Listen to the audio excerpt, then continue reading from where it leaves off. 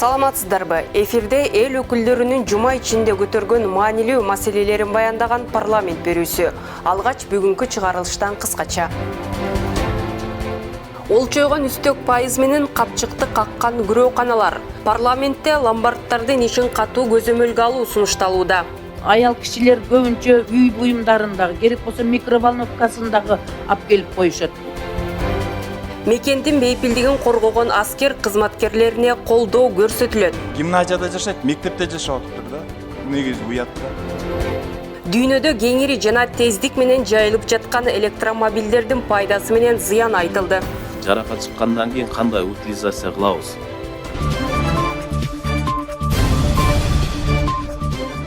Жогорку кеңештин төрагасы Нурланбек Шакиев World Skills Кыргызстан жумушчу кесиптердин улуттук чемпионатынын ачылыш аземине катышты.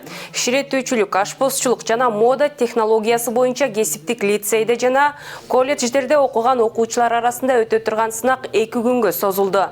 Сынактын жеңүүчүлөрү ушул жылдын сентябрь айында Франциянын Лион шаарында өтө турган эл аралык мелдешке катышуу мүмкүнчүлүгүнө ээ болушту.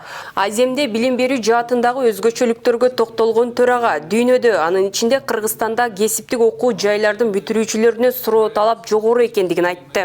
Муну менен катар жогорку кеңеш билим берүү системасын өнүктүрүүгө багытталган мыйзам долбоорун жана башка керектүү демилгелердин бардыгын колдой тургандыгын айткан төрага аталган тармак ар дайым артыкчылыкка ээ экендигин белгиледи. Кесиптик мамилеге келе турган болсок, бул эң зарыл бүгүнкү күндөгү ушундай суроо талап көп кесиптер болуп атат. Бул албетте ошол эле ширетүүчү, ашпозчу, дизайнерлик, анан IT технология тармагында биз абдан көңүл бурушубуз керек. Себеп дегенде өзүңүздөр билесиздер, бүгүнкү күндө IT технологиянын коомдогу, дүйнөдөгү ролу абдан тереңдеп, бийиктеп баратат. Мына бир мисал катары айта турган болсок, менде маалымат бар. Биздин Бишкек, Ош шаарларында отуруп алып эле кадимкидей Америкадан заказдарды алып, жанагы трактор боюнча диспетчерлер отурушат. Бул абдан жакшы көрүнүш. Эң таң калыштуусу, бизде жумуш орун жок, жумуш орун түзүп бергиле деген суроо талап мындан 4-5 жыл мурун абдан күчтүү болчу. Акыркы 2-3 жылда ошондой жумуш орундары мамлекет түздү. Жеке ишкерлердин жардамы менен, албетте бизнесмендердин жардамы менен. Бирок эң кейиштүүсү, ошол жерде иштегенге жумушчулар жок болуп атат. Аябай жетишсиз, бүт бардыгы чет өлкөлөрдө кызмат кылып жүрүшөт. Биз ошол биздин чет өлкөлөп жүргөн мигранттарыбыздын көпчүлүгүн Кыргызстанга кайтаруу азыр биздин башкы максаттарыбыздын бири болуп атат. Себеби өзүбүздө жумуш орундары турат. Бизге бүгүнкү күндө кошуна өлкөлөрдөн, ошол эле учурда мына алыскы кошуналардан, Пакистандан, Индиядан, Бангладештен келип ошол орундарда иштеп атышат. Бул бир чети абдан мындай өкүнүчтүү нерсе. Себеби биздин кыргыз жарандарыбыз, өзүбүздүн жарандар башка жакта жүрүшөт ошол учурда. Мамлекетке 20 жылдан ашуун кызмат кылган аскер кызматкерлерине жагымдуу шарттар түзүлүүдө. Алардын тажрыйбасын эске алуу менен мамлекет тарабынан көмөк көрсөтүлүп, жеңилдиктер каралууда. Аскер кызматчыларынын статусу жөнүндөгү сунушталып жаткан мыйзам долбооруна кызматтык турак жайларды менчиктештирүү укугун берүү каралууда. Кененирээк кийинки репортажда. Мекенди коргоого бүтүндөй өмүрүн арнаган чын дилден ак ниет менен кызмат өтөп келе жаткан азаматтардын катары арбын, ата мекенин, эли жерин сүйгөндүгүн жана берилгендигин, жан дили менен кызмат кылууга умтулгандыгын билдирип, аскердик ант берип кызмат өтөп келишүүдө. Аскердик кызматын өтөп жаткан аскер кызматчыларынын аларга берилген мамлекеттик турак жайды мамлекет тарабынан кепилдендирилген менчиктештирүү укугун ишке ашырууга багытталган. Ошондой эле мыйзам долбооруна 20 жана андан ашык календардык жыл кызмат өтөгөн аскер кызматчыларына аларга берилген кызматтык квартираларды түз сатуу жолу менен менчиктештирүү укугун бекитүү болуп сунушталат. Алардын дагы эмгеги текке кетпей, мамлекет тарабынан колдон келишинче колдоо көрсөтүлүүдө. Талкууда депутат аскер тармагындагы пенсионерлердин укугун камсыздоого чакырды. Себеби өз убагында аларга мындай укуктар берилбей калган. Мага жанагы пенсионерлерне, военный пенсионерлерден кат келиптир. Ошолор кирбей калыптыр да приватизацияга. Ошол жерде жанагы турак жай кодексине биринчи берене 9 пунктта 20 жана андан көп календардык кызмат өтөө жылы бар аскер кызматчыларына деп туруп, дагы жана пенсионерлерге деп кошуп койсо ушул жакшы болот эле да. Себеби деген пенсияга чыгып кеткендер ушул укуктан айрылып калыптыр да приватизация кылганга. Ошондой эле баш калкалоого турак жайы жок аскер кызматкерлери дагы жок эмес. У вас есть подчиненный подполковник запаса Жумабеков Эркинбек Айтакунович. Жаз койсоңор ошону. Ана канча жылдан бери силерге эшиңер тепкилеп атат, бирок киргизбей да коюп атасыңар да. Арыз менен келиптир мага. Кесиптештериме рахмат, көп кол коюп беришти. Аны кабинет министрге бердик. Ошону колдоп берип койгула, карагыла. А то гимназияда жашайт, мектепте жашап атыптыр да. Негизи уят да. Чек ара аймагында кызмат өтөгөн аскерлердин үй алуу шарттарын жөнөкөлөөтү менен аларга жеңилдик керек. Баткен окуясынан кийин жабыркап калган аскер кызматкерлери үй алууда шарттары кандай болду? Бир топ кыйынчылыктарга тушукту да. Ушул мыйзамдын таасири барбы ошого? Мисалы, жаракат алып калды. Анан баягы бюрократия менен жылдап чуркап жүрөт да, документ чогултупчу. Ошол жагдайлар, шарттар, жеңилдиктер эске алыныш керек да. Эске алынып атат, жаракат алгандардын баары тең, мындай айтмакчы, вне очередь киришет. Алар каралат, өзүнүн мыйзам чегинде баары тең. Көңүлгө алынат. Биринчи очередь ошолор каралат. Депутат 20 жыл жана андан ашык кызмат өтөгөн аскер кызматчыларына кызматтык турак жайды бир жолу акысыз менчиктештирүүгө берүү сунушун айтты. Я бы хотела защитить ваши права и ваши интересы в том плане, что военнослужащие должны получать бесплатно, если ты на самом деле прослужил свыше 20 лет. Депутат Чынберди Төлөнов турак жайга муктаж кезекте турган аскерлер менен алардын санын жана кызматтык батирлерди тактады. Аскер кызматчыларына берилген кызматтык үй жетиштүүгү, бериле турган кызматтык үйлөрдүн саны канча, кезек күтүп жылдап жүргөндөрдүн саны канча, ушулар боюнча сиздерде маалыматтар барбы?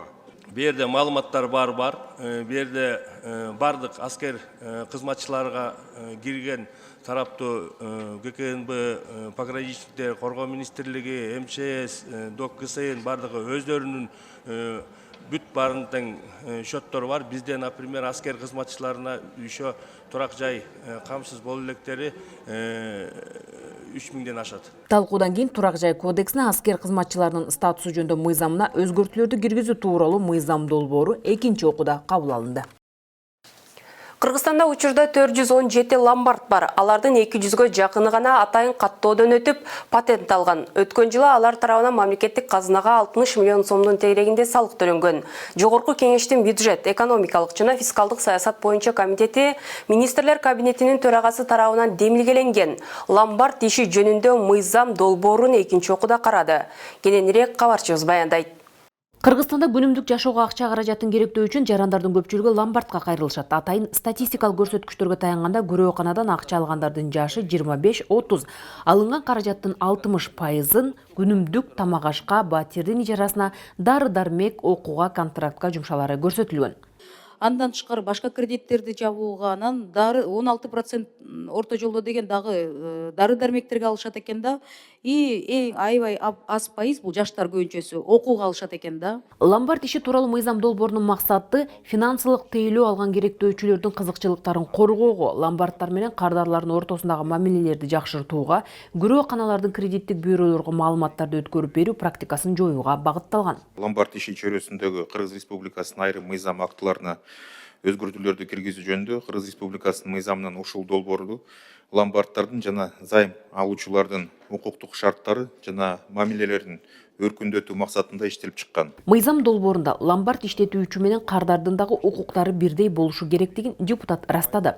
килтеген машинесин алса дагы бир 100 000 сомдон ашык бербейт. Аны мукураган адам бир жумага, 3 күнгө, 4 күнгө, 2 күнгө, бир айга жетпеген эле аралыкка коюп туруп, анан кийин ошол акчаны таап келип дагы кайра машинесин чыгарып кетет. Ошол 100 000ге макул болуп коюп турупчу. Экинчиден жанагындай аял кишилер көбүнчө үй буюмдарын керек болсо микроволновкасын дагы алып келип коюшат. Колундагы телефонун коет. Кыргызстанда учурда 717 ломбард бар. Алардын 198 гана атайын каттоодон өтүп патент алган.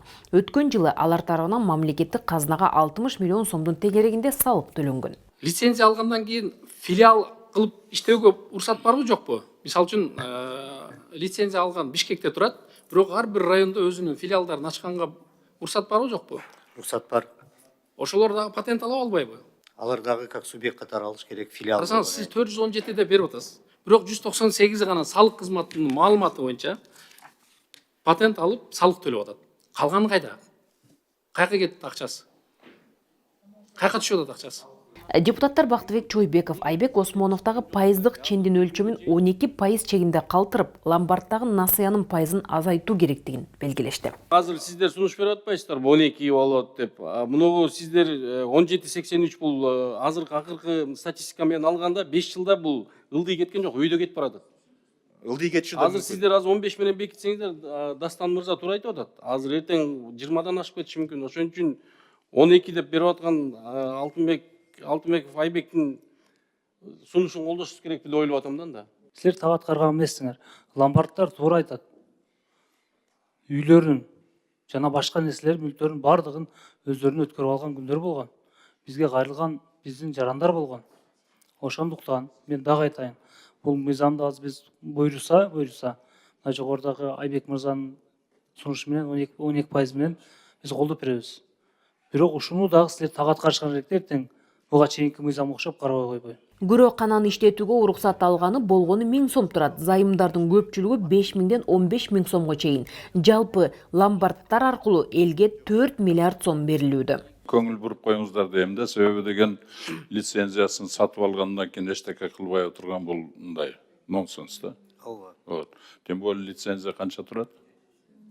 Лицензия 1000 сом турат. 1000 сомбу болгон эле. Ооба. Ошондуктан сөткө көңүл буруп коюңуздар. Менимче калгандары барды көмүскөдө иштеп атат. Талкуунун жыйынтыгында комитет аталган мыйзам долбоорун экинчи окууда жактырды. Ломбард иши чөйрөсүнө Кыргыз Республикасынын айрым мыйзам актыларын өзгөртүүлөр киргизүү жөнүндө Кыргыз Республикасынын мыйзам долбоору жактырылсын, жана аны экинчи окууда кабыл алуу Кыргыз Республикасы жоопкерчилигине сунушталсын. Комитет чечим дош койгон, дош берген. Ким макул? Каршы? Жок, көпчүлүк дош менен аталган мыйзам долбоор экинчи окууда кабыл алынды. Жогорку кеңештин жыйынында Кыргызстандагы жогорку окуу жайларга тапшырган абитуриенттердин мамлекеттик тилди билүү деңгээлин аныктоо боюнча Кыргыз Республикасынын Билим берүү жана Илим министрлигинин 2024 жылдын 7 февралындагы 191/1 буйругу тууралуу министрликтин маалыматы болду. Аталган буйрук Кыргыз Республикасынын мамлекеттик тили жөнүндөгү конституциялык мыйзамды ыкчам аткарууга болгон аракет катары бааланды. Билим берүү жана Илим министрлигинин абитуриенттердин мамлекеттик тилди билүү деңгээлин аныктоого байланышкан буйругун жактырбагандар болбой койгон жок. Бирок мыйзам бардык үчүн бирдей болууга тийиш. Анткени мамлекеттик тил жөнүндөгү конституциялык мыйзамдын талабы ушундай. Мыйзамды ишке ашыруу максатында биз биринчи этабында ушул жогорку окуу жайында тапшыра турган окуучуларга кошумча кыргыз тили боюнча бардыгында милдеттүү түрдө ортадан кыргыз тилин тапшыруу сунушун киргиздик буйрукта. Бул жерде эч кандай дискриминациялык жок. Бул жерде биз ошол натыйжада тесттин жыйынтыгы жогорку окуу жайга жана ошондой эле колледж кесиптик окуу жайга тапшырганда эч кандай баланын өтүшүнө тоскоол болбойт. Мамлекеттик тилди өнүктүрүүгө болгон аракет жакшы, бирок кыргыз тилиндеги окуу китептердин сапаттык деңгээлин оңдоо куруштурат деген депутаттар да болушту. Кыргызча контент жок. Мына ошол эле информатика. Азыр эле мен окуучулар менен сүйлөштүм. Информатиканы кантип силер кыргыз тилинде өтүп атасың? Өтө татал дейт, өтө. Түшүнбөйбүз дейт даже. Китепти окусак, кыргызча окусак дейт, түшүнбөйбүз. Жөн эле котормо. Буга чейин жеке менчик мектептерде, айрыкча орус тилдүү мектептерде Россия Федерациясынан келген китептер менен камсыз кылынган. Биз алардын Россия Федерациясы министрлиги менен де сүйлөштүк. Кыргызстанга келген китептердин баары алардын просвещение басма үйү менен толугу менен ылайыкташтырат. Азыр басма үйүбүз бүтсө, алар менен келишим түзүп толугу менен ылайыкташтыруу иштери жүрөт. Мыйзамды аткаруу менен катар эле агылайык китептер менен камсыз кылуу учур талабы. 6 айдын içinde бардык мектептерде канча китеп жетпейт, авторларын определять этип, бардыгына кыргыз тил комиссиясы менен чогуу баарыңыздар, кайсы эмнени окутабыз, кайсы предметти, кайсы китепти, кайсы авторду окутабыз.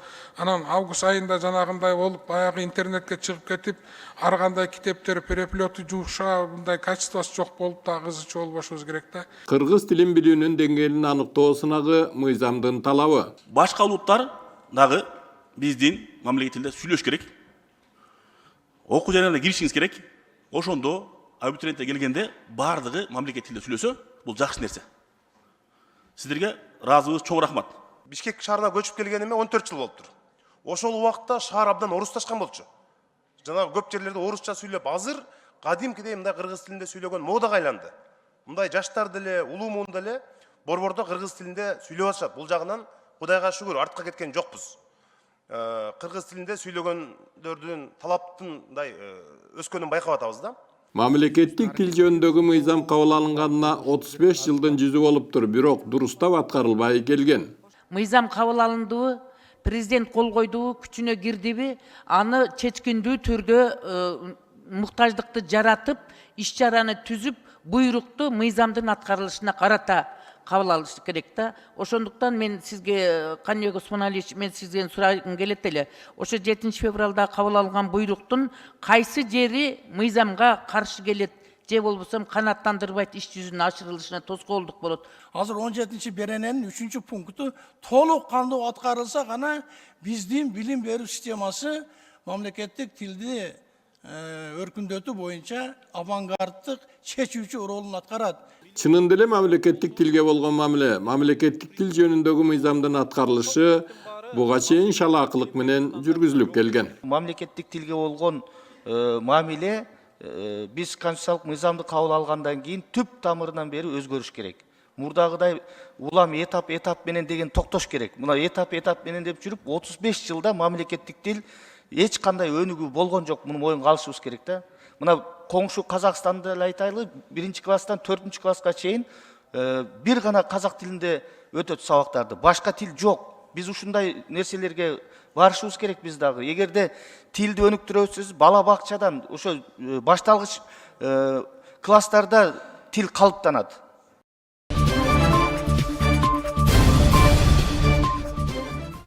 Кыргызстандыктар үчүн Түркияга визасыз режим 6 айга чейин узартылышы мүмкүн. Бул тууралуу тармактык комитетте Кыргызстандын Түркиядагы элчиси Руслан Казакбаев билдирди. Эл өкүлдөрүнө өткөн жылда аткарган иштери тууралуу маалымат берген элчи кыргыз-түрк кызматташтыгы жакшы нукта өнүгүп жатканын ырастады. Түркиянын аймагында жашап иштеген мекендештерибиздин абалы жана аларга көрсөтүлүп жаткан көмөк туурасында кийинки материалда. Былтыркы жылы Кыргызстан менен Түркиянын ортосундагы товар жүгүртүүнүн көлөмү болжол менен 1,34 миллиард АКШ долларын түзгөн. Баяндамачы эки өлкө ортосундагы соода экономикалык кызматташтыкта кыйла өсүш байкалганын ырастайт. Бизде түрк инвесторлордун көбөйүшүнө ошондой эле саясий дагы чечим керек. Бул жагынан Түркияда толук кандуу түрк жетекчилиги тарабынан саясий чечим бар. Жана айтып кеткендей, эми биздин алдыдагы максатыбыз ошо эки өлкө ортосундагы соода көлөмүн 2 миллиардка чыгаруу. Түркия мамлекети визасыз режим менен өлкөгө киргендерге мыйзамды өзгөртүүдө. Элчи маалымдагандай, учурда кыргызстандыктар үчүн визасыз режимди 3 айдан 6 айга чейин узартуу маселеси каралып жатыптыр. Жарандарыбыз кээ-бирлери ошол жака барып 90 күндөн ашык калайын десе, анда тиешелүү келишимдер түзүшө керек.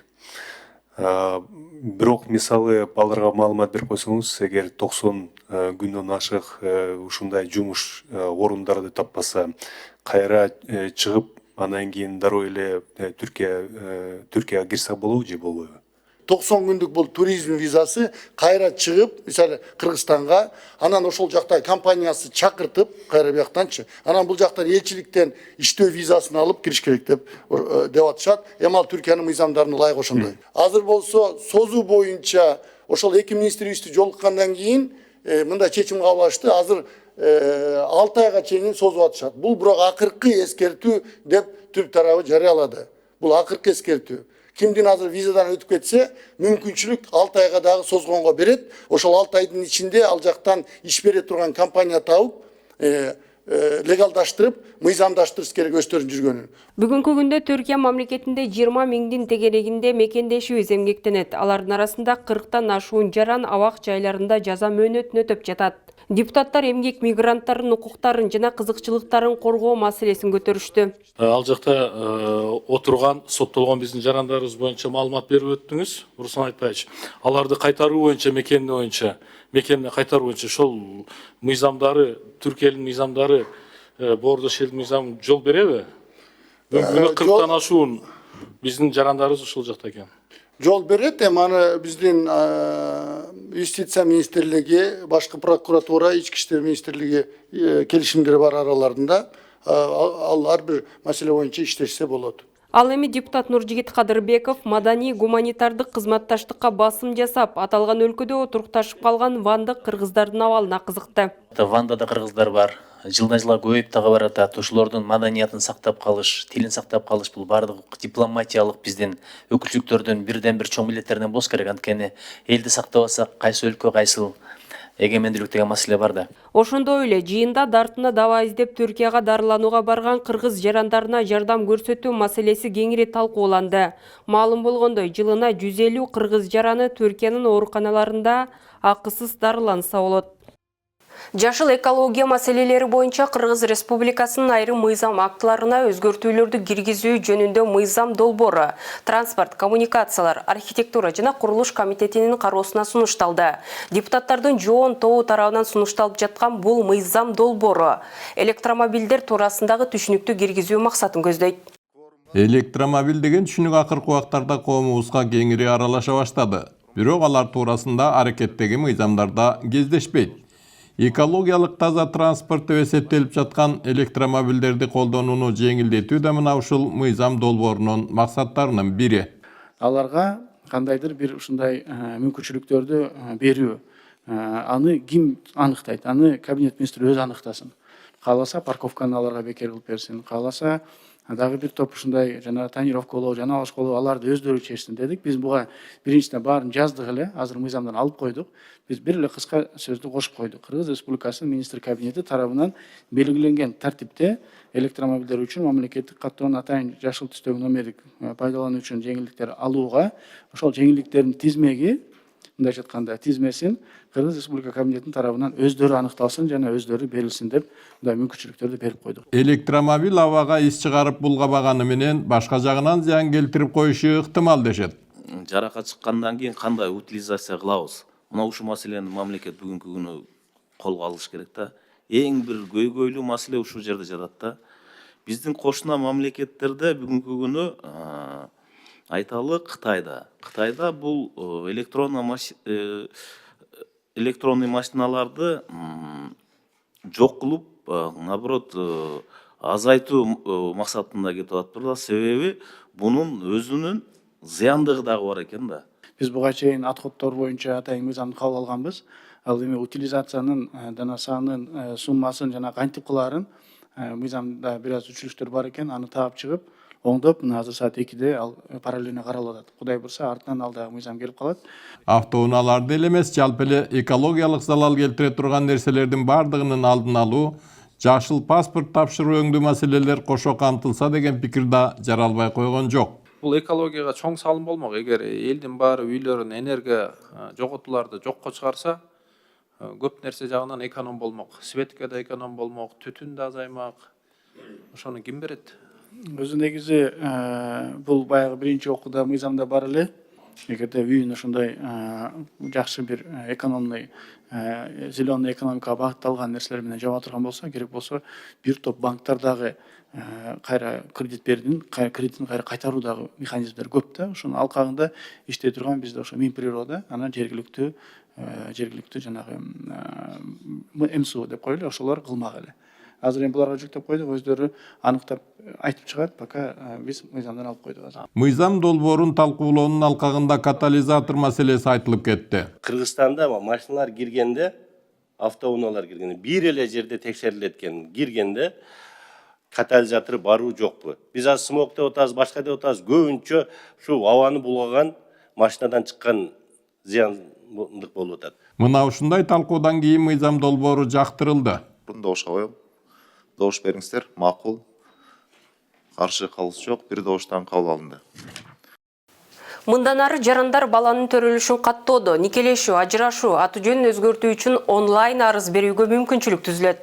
Парламенттин тармактык комитетинде сунушталган мыйзам долбоорунун максаты калктык каттоодо мамлекеттик органдардын ишин жакшыртууга багытталган. Жыйындын жүрүшүндө эл депутаттары калкты тейлөө борборлорундагы көйгөйлөргө токтолуп, паспорт берүүдөгү мыйзамсыз аракеттерди да көтөрүштү. Сунушталып жаткан мыйзам долбоору жарандык абалдын актыларын мамлекеттик каттоого алууда ишти жакшыртуу жана жөнөкөйлөтүү максатын көздөйт.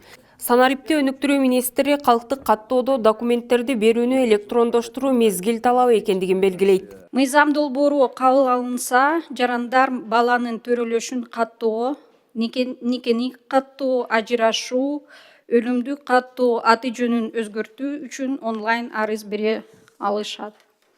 Долбоор жарандык абалдын актыларын мамлекеттик каттоо жөнүндө күбөлүктөрдү кагаз жүзүндө да, электрондук же санариптик форматта да берүүнү карайт. Талкуунун жүрүшүндө эл депутаттары тарабынан кыргызстандыктардын жеке маалыматын коргогон система канчалык коопсуз деген суроо көтөрүлдү. Эл өкүлү Надира Нарматова калкты тейлөө борборунун ишине инфокомдун аралашып жатканы жарандардын маалыматынын купуялуулугуна коркунуч жаратат деген пикирде. Мыйзам жол бербеген адамдар кармабаш керек. А силер бүт дүйнөгө ашкере кылып атпайсыңар. Ошон үчүн биздин кыргыздын паспорттору дүйнөнү кыдырып жүрүп атат да. Ошон үчүн биздин жаран эмес адамдардагы алган фактылар келип чыгып атат да. Каалаган бир жолу адамдар текшерген адам болбойт атат. Мен айтып атып чаржадым ушул маселеничи. Эгерде текшерсе адамдар керек болсо ай сайын паспорт алган адамдар бар. Үйүндө унутуп калса да керек алып 3 саатта алып атат. Арыз жазып турупчу.